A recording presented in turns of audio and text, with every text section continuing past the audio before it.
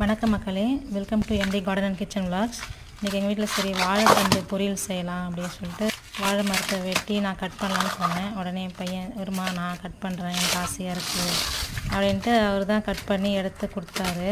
நான் பக்கத்தில் உட்காந்துக்கிட்டு அவனுக்கு இன்ஸ்ட்ரக்ஷன் கொடுத்தேன் எப்படி கட் பண்ணி எடுக்கணும் அப்படின்ட்டு. அப்புறம் ஒரு வழியாக கட் பண்ணி எல்லாத்தையும் நல்லா சூப்பராக கட் பண்ணி கொடுத்தாங்க. ஒரு 5-6 பீஸ் கிட்டே வந்தது. நமக்கு 2 பீஸு போதும் இல்லைங்களா.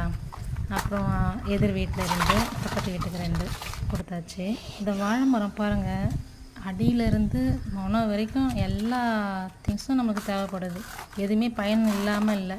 வாழை மரத்தில் எல்லா பாகமும் நம்மளுக்கு பயனுள்ள பாகமாகவே இருக்குது.